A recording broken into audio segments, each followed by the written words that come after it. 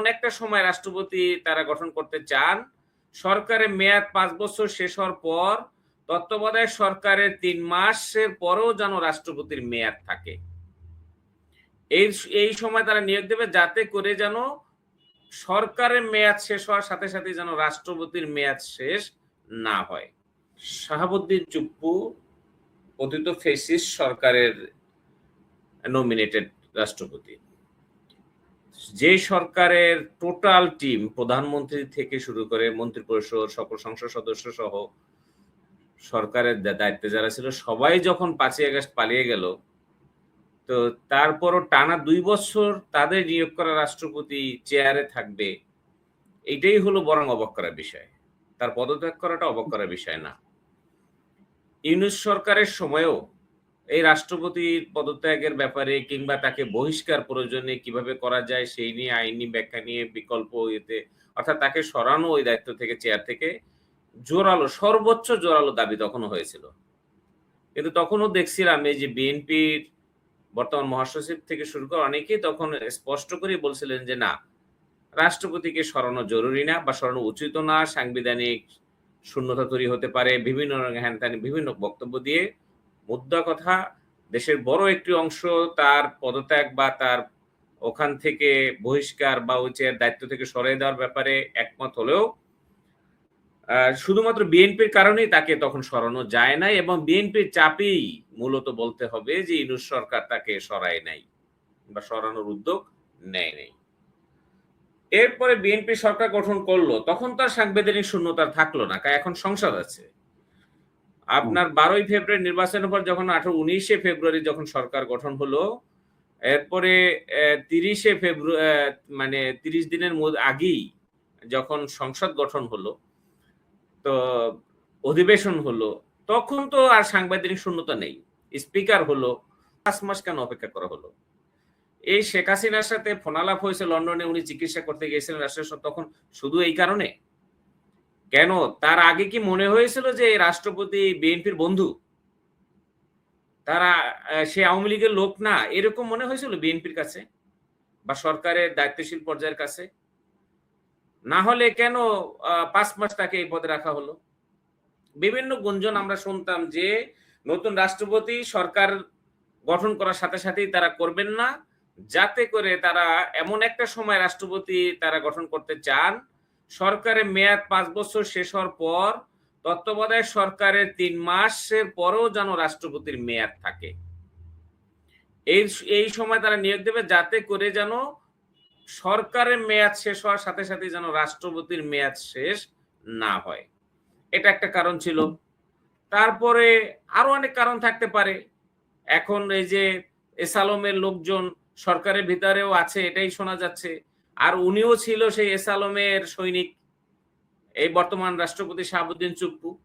S আলমের ব্যাংকের চাকরি করেছেন সে, কখনো উপদেষ্টা, কখনো বোর্ডের পরিচালক বা চেয়ারম্যান, ভাইস চেয়ারম্যান হিসেবে দায়িত্ব পালন করছেন।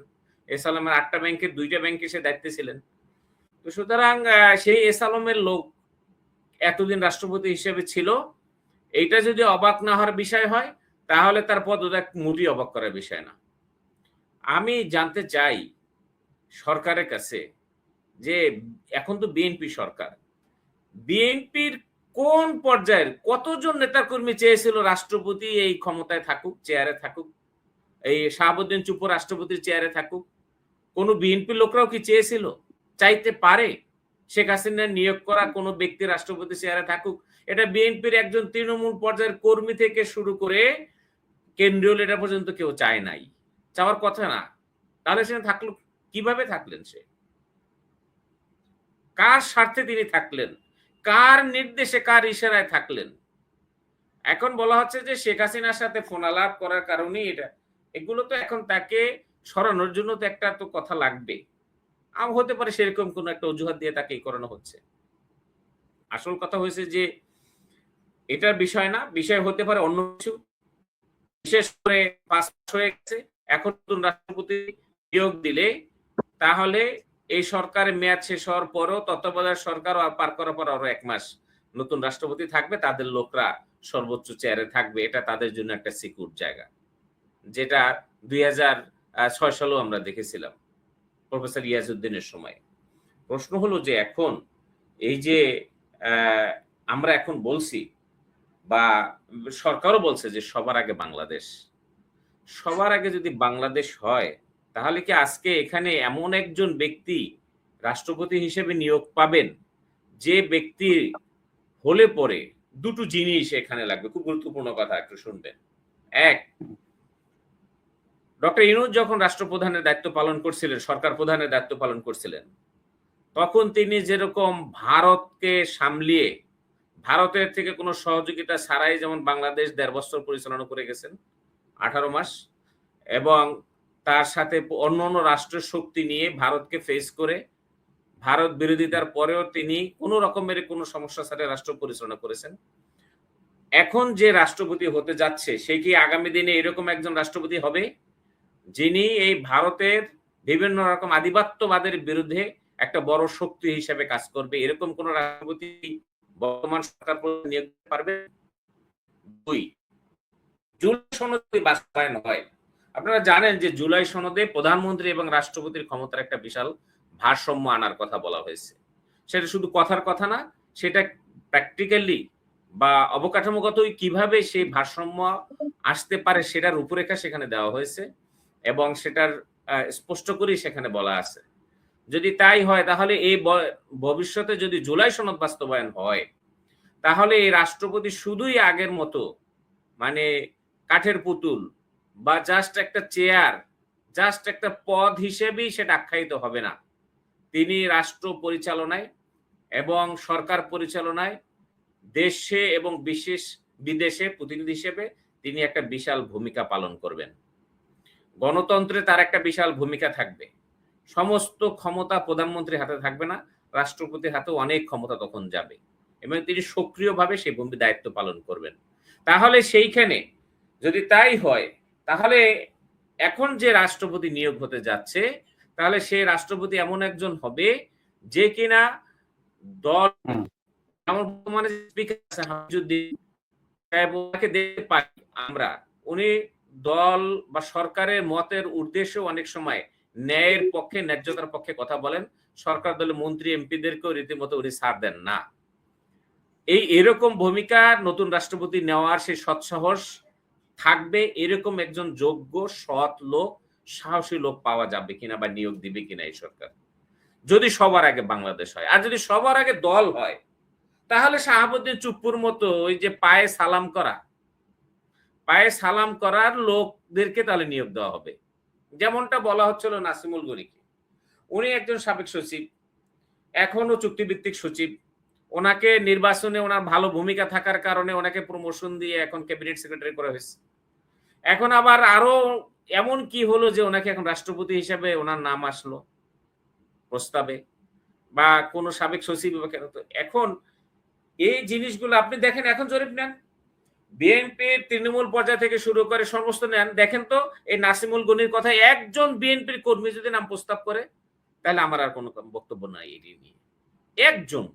কারণ যেখানে দলের ভিতরে এত যোগ্য, প্রবীণ, অভিজ্ঞ, রাষ্ট্র পরিচালনায় একাধিকবার একজন সচিবের যদি একটা মন্ত্রণালয় চালানোর অভিজ্ঞতা থাকে তাহলে সাবেক একজন বিএনপির মন্ত্রী, যারা একাধিকবার মন্ত্রী ছিল ২০০১ সালে এবং ৯০ সালের সরকারে মন্ত্রী হয়েছিল, ৫-৫-১০ বছর মন্ত্রণালয় চালাইছে, তার অভিজ্ঞতা কেউ সচিবের চেয়েও কম? এরকম কি কোনো নেতা বিএনপিতে নেই বলেন, যারা একাধিকবার মন্ত্রী ছিল, যারা দলের স্থায়ী কমিটির সদস্য, দলের নীতি নির্ধারণী এবং সর্বোচ্চ পর্যায়ে তারা দলের সাংগঠনিক দায়িত্ব পালন করছে, তারপরও তাকে বাদ দিয়ে এই এমন একজন সচিব যিনি কয়েকদিন আগেই মাত্র তিনি রিটায়ার্ড করলেন, এখন চুক্তিভিত্তি, এখনো রানিং সচিব, তাকেই কেন এই প্রস্তাবে নাম আসলো? এতে কেন অবাক হবে না মানুষ? এতে কোন বিএনপির নেতা কর্মী, দলের, সরকারের কে খুশি হয়েছে আমি জানি না। যদি তাই না হয় তাহলে